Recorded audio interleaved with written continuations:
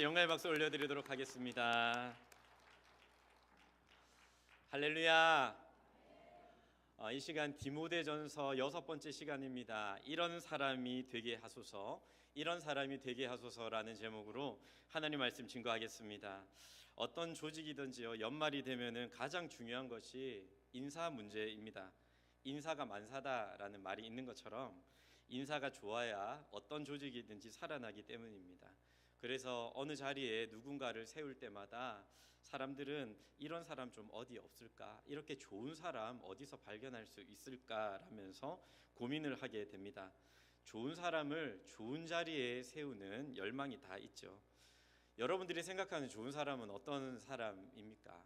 특별히 오늘 함께 거룩한 주일을 맞이하여 교회 예배드리러 나와왔는데, 여러분들이 생각하시는 교회 안에서의 좋은 직분자, 좋은 리더는 어떤 사람이라고 여러분들은 생각을 하십니까? 오늘 우리가 읽은 본문의 말씀은 하나님께서 찾으시는 이 영적인 지도자들의 조건에 대한 말씀입니다. 앞서 우리가 살펴보았던 말씀에서 사도 바울은 디모데에게 이 거짓 교훈이 들어와서 너무나도 혼란스러웠던 에베소 교회를 견고하게 세우기 위해서 그 어떤 것보다도 기도를 앞세워야 한다라는 점, 그리고 교회가 혼란스러울 때에 질서를 잘 지켜서 품위 있는 공동체를 만들어 나가야 된다라는 점에 대해서 우리와 함께 말씀으로 살펴보게 되었습니다. 이어서 오늘 본문의 말씀은 교회의 기둥이라고 할 수 있는 직분자는, 지도자들은 어떤 사람이 되어야 하는지를 구체적으로 설명한 말씀입니다. 오늘 본문 1절은 이렇게 시작을 합니다. 미쁘다 이 말이여. 감탄사로 사용을 하게 됩니다. 이 말은요, 이 말은 옳습니다, 이것은 믿을 만한 말입니다 라는 뜻인데, 신약 성경에서 5번 등장하는 표현입니다. 사도 바울이 특별히 매우 강조할 내용 앞에서 사용했던 표현입니다. 그런데 다른 4번을 보면은요, 구원의 교리에 대해서 이렇게 서술을 할 때 미쁘다 이 말이여를 사용하는데, 오늘 본문을 보면요, 한 사람이 직분을 사모하는 것이 이렇게나 감탄할 만하고 믿을 만하고 좋은 말이다라고 표현을 하고 있는 것입니다. 이것은 전도를 해본 사람만이 아는 내용입니다. 여러분 어떻습니까? 내가 누군가를, 물론 내가 한 것은 아니지만은요, 나를 통해 누군가가 전도가 되어서 교회에 등록할 때의 그 기쁨, 그리고 그가 학습을 받고 세례를 받아 하나님의 자녀가 되었을 때의 그 감격, 이어서 집사가 되고 권사가 되고 장로가 되고 때로는 목사가 되는 이 놀라운 모습을 볼 때에 여러분, 전도한 사람의 마음은 어떻습니까? 세상을 주어도 바꾸지 못할 만큼 너무나도 기쁘고 행복한 것입니다. 바울은 이런 가슴 벅찬 감격을 주체하지 못하고 미쁘다 이 말이여라는 탄성을 지르고 있는 것입니다. 하지만 여러분, 우리들의 입장에서는 어떻습니까? 교회 안에서 우리가 어떤 직분을 받거나 리더의 자리를 맡는 것은 굉장히 부담스러운 일입니다. 하루하루 먹고 살기도 벅찬데 교회까지 일을 떠안는 것이 때로는 너무나도 힘겹게 느껴집니다. 그래서 가능한 피할 수만 있다면 피하고 싶은 것이 교회의 직분은 아닐까 생각을 합니다. 제가 과거에 신학대학원을 들어가기 위해서 노예 목사님들과 면접을 본 적이 있었습니다. 그때 저와 같은 조가 되어서 면접을 보았던 한 분은 40세가 넘어서 신학교에 입학을 하게 되었습니다. 한 목사님이 조금 걱정을 하면서 이 비교적 늦은 나이에 신학을 하려는 이유가 무엇이냐라고 이분께 묻자 이분이 이렇게 대답을 했습니다. 저는 이것이 세상에서 가장 가치 있는 일이라고 생각하기 때문입니다. 그리고 이분은 신학교를 입학한 뒤에 강원도 산골로 사역을 나간 것을 저는 기억합니다. 여러분, 교회 안에서 하나님께서 우리들에게 주신 직분, 우리가 섬기는 봉사의 자리 하나하나는 사실 무가치한 일이 아닙니다. 가장 가치 있고 아름답고 복된 일입니다. 에베소서 1장 22절에서 23절 말씀을 보면 이렇게 기록이 되어 있죠. 또 만물을 그의 발 아래에 복종하게 하시고 그를 만물 위에 교회의 머리로 삼으셨느니라. 교회는 그의 몸이니 만물 안에서 만물을 충만하게 하시는 이의 충만함이니라. 이 말씀이 무슨 말씀입니까? 하나님께서 천지 만물을 창조하셨습니다. 그 천지 만물 위에 계신 분이, 뛰어나신 분이 예수 그리스도이십니다. 그 예수 그리스도는 교회의 머리가 되십니다. 그런즉 여러분 무엇입니까? 세상 만물이 있지만 교회는 그 위에 있다라는 것입니다. 하나님의 시선에서 하나님 당신의 선하신 뜻을 펼쳐 나가실 때에 하나님께서는 몸된 교회를 통하여 이 땅에 하나님의 선하신 계획을 펼쳐 나가신다라는 것입니다. 그러니 여러분, 때로는 세상 사람들이 경시할 수도 있고 때로는 비판의 도마 위에 오르기도 하는 교회이지만은 하나님 보셨을 때 교회는 유일한 구속의 기관이고 하나님의 뜻을 온전히 펼쳐 나가시는 유일한 통로임을 우리는 기억할 때 여러분 어떻습니까? 주님의 몸된 교회 가운데 우리가 직분을 받고 섬기고 봉사한다라는 것은 너무나도 감사하고 영광스러운 일이 될 수밖에 없는 것입니다. 본문은 이렇게 영광스러운 교회를 세상적인 방식이 아니라 하나님의 방식으로 섬기게 하시려고 15가지나 되는 이 직분자의 아름다운 덕목을 우리들에게 말씀하고 있습니다. 이 말씀을 보시면 두 가지 반응이 나오지 않을까 생각합니다. 한 가지는 나는 이 15가지 덕목에 아무런 자격이 없구나, 나는 안 된다라고 자책을 하시거나 때로는 나는 여기에 해당 사항이 없는 사람이다, 이것은 목사님이나 장로님이나 권사님들에 해당되는 내용이지 나와는 상관없는 이야기라고 무관심할 것이 아닙니다. 이것은요 직분자에게만 해당하는 특별한 조건이 아니기 때문입니다. 그리스도인이라면 누구나 사모해야 할 신앙인의 모습이라는 사실을 우리는 견지해야 합니다. 만일 예수님께서 화봉교회를 다니셨다면 저는 오늘 본문 말씀처럼 분명히 살아내셨을 것이라고 믿습니다. 이 조건을 따지고 보자면 저도 이 조건에는 결코 충분한 사람이 아닙니다. 다만 이 본문의 말씀을 묵상하면서 오늘 설교의 제목처럼요, 하나님 이런 사람이 되게 하여 주시옵소서 기도하고 노력할 뿐입니다. 그렇다면 우리는 이 본문의 말씀을 통해서 어떤 사람이 되기를 위해 기도하고 노력해야 하겠습니까? 첫 번째로는요, 우리는 목자의 심장을 가진 사람이 되도록 기도하고 노력해야 합니다. 한번 같이 읽겠습니다. 시작. 목자의 심장을 가진 사람. 오늘 본문 말씀에서 사도 바울은 감독이라고 하는 단어를 사용합니다. 현대의 여러 교단에서 감독은 일반 목회자보다는 상위 계급에 있는 것을 의미하지만 신약 성경을 보면요, 감독이라는 단어랑 장로라고 하는 단어는 동일한 직분을 가리키는데 교환적으로 사용된 것을 우리는 보게 됩니다. 특별히 장로라고 하는 단어는 주로 권위를 나타내는 데 사용이 되었다면 감독이라는 단어는 기능을 나타내는 데 쓰여진 단어입니다. 이 감독이라는 단어는요, 1절 말씀을 보시면 헬라어로 에피스코포스라고 하는데 가까이 하여 자세히 관찰하다라는 뜻을 가지고 있습니다. 영어로는 overseer라고 해서 위에서 내려다본다, 공동체 전체를 살피고 조망한다라는 뜻을 가지고 있습니다. 여러분, 세상이 말하는 감독은 어떤 사람입니까? 높은 자리에 올라가서 그저 지시를 내리는 사람입니다. 지금 월드컵이 한창 진행되고 있는데 감독은 주로 지시를 내리는 역할을 감당하죠. 그러나 하나님이 세우신 감독은 어떤 사람입니까? 그저 위에서 지시하고 명령하고 불효령을 떨어뜨리는 사람이 아니라 목자의 마음을 가지고 양떼를 돌보는 사람이 바로 감독인 것입니다. 한 마리의 양이라도 길을 잃어버리지는 않았는지, 이 한 마리 양이 다치지는 않았는지 밤낮으로 살피는 사람이 바로 감독인 것입니다. 여러분, 사실 그 한 마리 양이 누구입니까? 바로 본래 저와 여러분이었습니다. 저와 여러분들의 신앙적인 배경이 어떠했든지 이 교회라는 울타리 안에 있는 것은 목자이신 그리스도께서 붙들어 주셨기 때문입니다. 제가 가만히 보니까요, 모태신앙이라고 해서 항상 교회라는 울타리 속에 있는 것도 아니고, 여러분 혼자 예수님을 믿는다고 해서 항상 울타리 밖에 놓여 있는 것도 아닙니다. 본질은요, 예수님께서 우리를 사랑하시사 우리를 이 교회라는 공동체의 울타리 안으로 인도해 주셨기 때문입니다.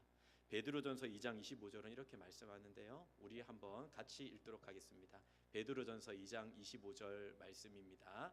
시작. 너희가 전에는 양과 같이 길을 잃었더니 이제는 너희 영혼의 목자와 감독 되신 이에게 돌아왔느니라. 여러분, 목자를 떠났던 우리가 돌아왔습니다. 그것은요, 목자의 마음을 가지고 있는 누군가가 우리를 향해 손을 뻗어 주었기 때문입니다. 우리가 직분을 떠나서 예수님을 진정으로 사랑한다면 우리는 그분이 기뻐하시는 일을 해야 합니다. 우리가 찬양과 기도 시간에 주님 사랑합니다라고 뜨겁게 고백하고 높여드릴 수 있습니다. 그런데 그 고백의 진정성은 어디서 나타나야 되는 것입니까? 순종에서 나타나야 되는 것이죠. 예수님은 베드로에게 3번 질문하셨습니다. 네가 나를 사랑하느냐? 그때 베드로는 예, 제가 주님을 사랑합니다. 그러자 주님께서 뭐라고 말씀하셨습니까? 내 양을 먹이라, 치라, 먹이라. 내 양을 돌보라는 목자의 사명을 그에게 주셨습니다. 여러분, 우리가 주님을 많이 사랑한다면 주님을 향한 우리의 그 사랑은 주님이 너무나도 사랑하시는 양떼들을 향한 섬김으로 나타나야 된다는 겁니다. 주님의 교회 안에는요, 정말 많은 양무리들이 있습니다. 우리 안에 있는 양무리들도 있지만 우리 밖을 서성거리는 양무리들도 있습니다. 우리는 그들을 굶겨서도 안 되고 방치해서도 안 됩니다. 주님은 목양을 통해서 당신의 양떼를 보호하기를 기뻐하시기 때문입니다. 작년 중순쯤이었습니다. 휴일날 제가 집에서 가족들과 함께 시간을 보내고 있는데 순간적으로 저희 집안에서 둘째 시연이가 사라진 것을 제가 발견을 한 겁니다. 큰일 났다 생각하면서 전 옷을 빨리 갈아입으면서 나가서 아들을 찾으려고 했습니다. 그리고 순간 걱정에 사로잡혀 아내에게 이 사실을 알렸습니다. 여보, 시연이가 사라졌어요. 그러자 저희 아내는 웃으면서 갑자기 세탁기 문을 여는 겁니다. 세탁기 안에 우리 아들이 들어있었기 때문입니다. 여러분, 양떼들은 어떤 존재입니까? 시야가 좁습니다. 방향 감각 부족하죠. 그래서요, 아차 하면 길을 잃어버리는 것이 양떼입니다. 저도 마찬가지고 여러분들도 마찬가지입니다. 그런데 여러분, 중요한 것은 누가 양을 찾아냅니까? 어떤 사람이 잃어버린 양떼 한 마리를 찾아내는 것입니까? 그것은 바로 평소에 잘 돌보던 사람입니다. 여러분, 목자가 아니면요, 목자의 심장이 없으면요, 이 양 한 마리를 잃어버린 줄도 모릅니다. 심지어 내가 잃어버린 양이 99마리인지 98마리인지도 도무지 알지 못합니다. 여러분, 교회 안에는요, 많은 사역들이 있죠. 그런데 이 모든 사역의 꽃은 바로 목양입니다. 여러분, 교회를 섬기기 위해서 우리에게 기가 막힌 은사가 있는 것도 좋지만 그 전에 우리들에게는 목자의 심장이 필요합니다. 내가 섬기는 자리가 목장일 수도 있고 사역팀일 수도 있고 다양한 섬김의 자리일 수도 있는데 함께하는 양들을 끌어안고 그들을 먹이고 그들을 보살펴야 합니다. 여러분, 다른 것 아무리 잘해도요, 교회 안에서는 목양이 안 되면 아무런 소용이 없습니다.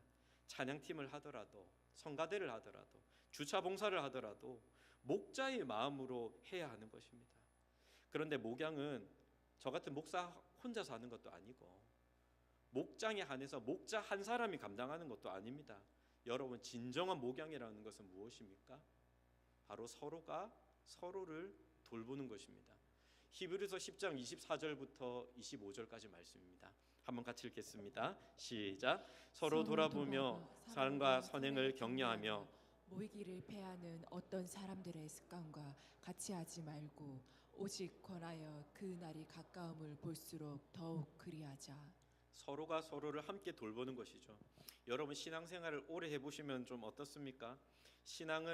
신앙이 좋은 사람은 항상 좋고 신앙이 나쁜 사람은 항상 나쁩니까?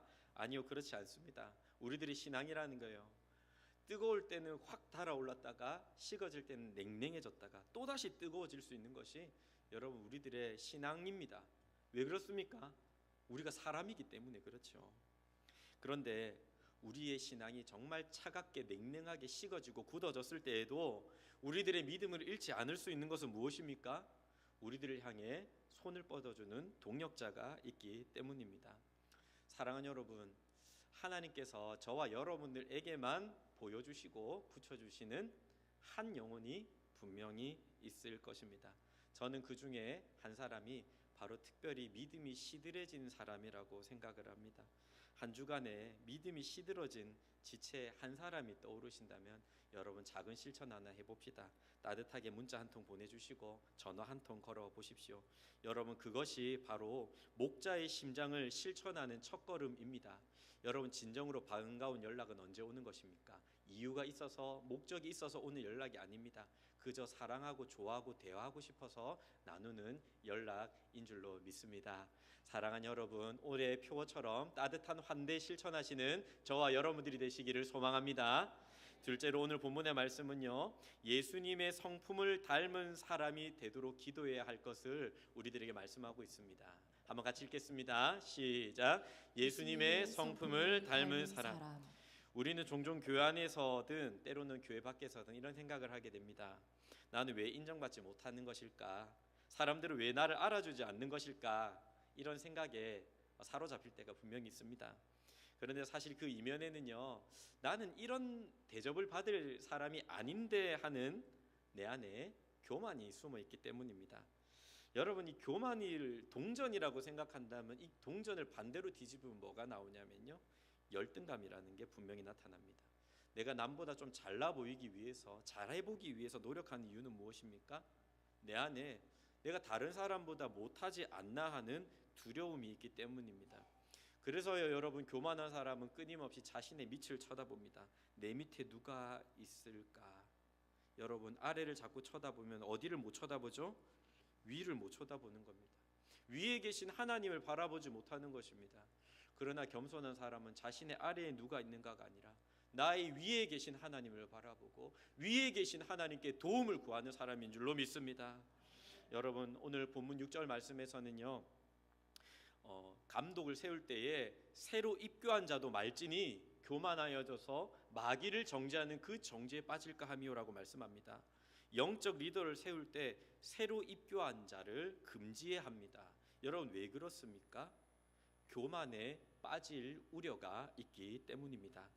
여러분, 사람 세우는 것은 굉장히 중요한 일입니다. 그러나 성급하게 하지는 말아야 합니다. 급하게 먹으면 체하는 것처럼 급하게 세우는 사람은요, 시험에 빠지기가 쉽기 때문입니다. 거꾸로 조금 생각을 해보면 어떤 사람을 직분자로 세우는 것이 좋습니까? 교만에 빠지지 않을 사람을 직분자로 세우는 것이 좋습니다. 이미 세워진 사람들은 벼가 익을수록 고개를 숙이는 것처럼 항상 부단하게 겸손하기 위해 노력해야 합니다. 그것이 바로 하나님의 뜻입니다. 그렇다면 교만에 빠지지 않는 사람은 어떤 사람일까요? 여러분, 2절과 3절에서 그 덕목이 열거됩니다.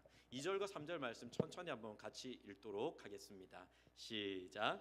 그러므로 감독은 책망할 것이 없으며 한 아내의 남편이 되며 절제하며 신중하며 단정하며 나그네를 대접하며 가르치기를 잘하며 술을 즐기지 아니하며 구타하지 아니하며 오직 관용하며 다투지 아니하며 돈을 사랑하지 아니하며. 아멘. 여러분, 이 말씀 한 가지 한 가지 살펴보십시오. 교회를 이끌어 나갈 지도자 세우는데요, 능력을 강조하지 않습니다. 은사 강조하지 않습니다. 재력이나 지위 강조하지 않습니다. 이런 것에 대한 언급이 단 한 줄도 등장하지 않고요, 리더의 조건이 철저하게 무엇에 집중되어 있습니까? 그의 성품에 집중되어 있는 것을 우리는 보게 됩니다. 저는 과거에 주일학교 한 부서를 5년 동안 담당을 했습니다. 매년 연말이 올 때마다 마치 전쟁을 치르듯이 교사를 세우는 것이 참 큰 일이었습니다. 그런데 오랫동안 부서를 담당하다 보니까 이 아이들의 부모님들을 잘 알았습니다. 그 중에서 저는 어떤 분을 교사로 또 세우기 위해서 노력을 했느냐면, 특별히 아이들을 온유하게 잘 양육하는 부모님들을 교사로 세우기에 주력했습니다. 왜냐하면 한 부서를 5년 동안 쭉 맡아보니까 열심도 참 중요하고 필요한데 열심보다 더 중요한 것은 성품이라는 확신을 가졌기 때문입니다. 그렇게 성품이 좋은 분들이 한 분씩 한 분씩 부서의 자리를 잡으시니까 부서는 든든하게 세워질 수가 있었습니다. 사랑하는 여러분, 교회 안에서나 우리는 대단한 능력이나 화려한 은사를 보일 수 있습니다. 그런데 그것이 사람의 눈길을 사로잡을 수도 있습니다. 하지만 은사나 능력이 사람의 마음을 얻을 수는 없습니다. 사람의 마음을 움직이고 영혼을 변화시키는 것은요, 예수님을 닮은 성품입니다. 우리가 방금 읽었던 2절과 3절에서 말씀하고 있는 절제, 신중, 단정, 대접, 가르침 등은 모두가 예수님의 성품입니다. 우리 예수님께는 책망할 것이 전혀 없었습니다. 가정에도 충실하셨고요, 매사에 절제하고 신중하고 단정하셨고요, 나그네들을 위해 먹을 것 주셨고, 제자들을 잘 가르치셨고, 유흥에 빠지거나 폭력적이거나 돈 자랑하지 않으셨습니다. 모든 사람을 관용으로 품으셨습니다. 이런 예수님의 성품을 닮은 사람을 원한다라는 것입니다. 여러분, 하나님께서는 어떤 사람을 원하십니까? 우리 하나님께서는 탁월한 실력자보다도 평범한 인격자를 원하신다라는 사실을 여러분 기억해야 합니다. 우리 한번 같이 읽어보도록 하겠습니다. 시작. 하나님은 탁월한 실력자보다 평범한 인격자를 원하십니다. 여러분, 평범한 인격자에게는 특징이 하나가 있는데 그것은 바로 상대방을 존중할 줄 아는 것입니다. 우리는 이 존중을 종종 터부시할 때가 있습니다. 그런데 예수님 닮은 사람은 내가 마주하는 대상을 존중할 줄 알아야 됩니다. 먼저는 자신도 존중할 줄 알아야 되고 이웃도 존중할 줄 알아야 되고 무엇보다도 우리 하나님을 존중할 줄 알아야 하는 것입니다. 톨스토이의 사랑이 있는 곳에 신이 있다라는 단편 소설에 나오는 내용입니다. 이 마르틴이라고 하는 구두 수선공이 있었는데요. 그 어느 날 밤에 예수님께서 내일 거리를 한번 내다봐라, 내가 너를 찾아가겠다라는 그 음성을 듣게 됩니다. 그리고 다음 날 그는 하루 종일 창밖을 보면서 예수님을 기다렸습니다.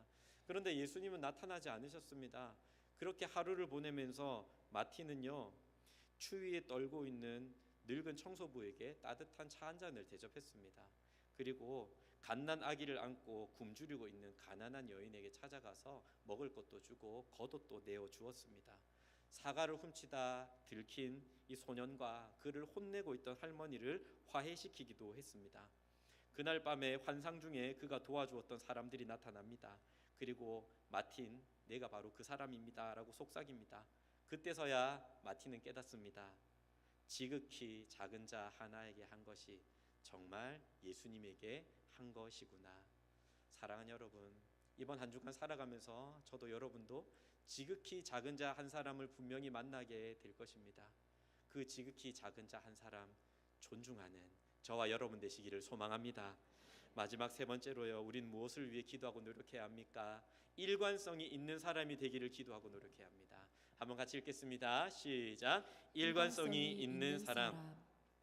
교회 안에서 좋은 사람으로 소문나는 것은 그렇게 어렵지 않습니다. 여러분, 주일 하루 동안 깔끔하게 옷을 입으시고요, 예배 시간에 두 손 들어 번쩍 찬양하시고 때론 눈물도 한번 흘려보시고, 그리고 만나는 성도들에게 환하게 반갑습니다, 할렐루야, 사랑합니다, 축복합니다 이렇게 인사하면 여러분 대부분의 저를 포함한 교우들은 여러분을 좋은 사람이라고 생각을 할 것입니다. 하지만 그것을 제대로 평가받아야 할 장소는 교회 안이라기보다는 교회 밖입니다. 만일 교회에서 보이는 이미지가 진짜라고 한다면 교회 밖에서도 마찬가지일 것이기 때문입니다. 하지만 그것이 위선이고 가면이라면 교회 밖에서는 다른 모습을 필경 보이게 될 것입니다. 그리스도인에게 있어서 중요한 것은 여러분 일관성입니다. 여러분, 어떤 사람이 결국에 영향력이 생깁니까? 일관성 있는 사람이 영향력을 발휘하는 겁니다. 모든 것은 시간이 지나면 다 드러나게 됩니다. 결국은 우리 모두는 자신의 민낯을 피할 수가 없는 것입니다. 그런 자신을 가장 정직하게 대면하는 장소는 여러분 어디입니까? 바로 가정과 일터입니다. 이 CCTV보다도 더 불꽃 같은 눈으로 우리를 지켜보는 사람이 우리들의 가족들이고 우리들의 동료들이죠. 그래서 오늘 본문은 가정과 교회에서의 삶을 굉장히 강조하고 있습니다. 4절부터 5절까지 말씀 한번 같이 읽겠습니다. 시작. 자기 집을 잘 다스려 자녀들로 모든 공손함으로 복종하게 하는 자라야 할지며, 사람이 자기 집을 다스릴 줄 알지 못하면 어찌 하나님의 교회를 돌보리요. 여러분, 자녀들은 우리들에게 맡겨진 양떼이지만은요, 이 양떼들은 절대로 강압에 의해서 순종하지 않습니다. 그런 우리 자녀들을 여러분 4절 말씀을 보니까 복종이라고 한 단어 쓰죠. 복종하게 하려면 무엇이 필요할까요? 어떤 말이든지 부모님의 말이기 때문에 순종할 수 있게 하려면 무엇이 필요할까요? 힘보다는 희생이 필요할 것입니다. 우리들의 말주변보다는 진정성이 필요할 것입니다. 교회에서나 가정에서나 일관성 있게 사랑하고 섬기는 부모의 태도가 필요할 것입니다. 또 7절을 보시면 이렇게 말씀합니다. 또한 외인에게서도 선한 증거를 얻은 자라야 할지니. 외인은 믿지 않는 사람들을 말하는 것입니다. 불신자들이 바라볼 때에도 선한 증거, 그러니까 좋은 평판이 있는 사람이 되어야 합니다. 여러분, 종종 교회에서는 너무 잘하는데 직장에서는 그렇지 못한 경우가 있습니다. 물론 우리가 세상 사람들의 비위를 어떻게 전부 다 맞추어 줄 수 있겠습니까?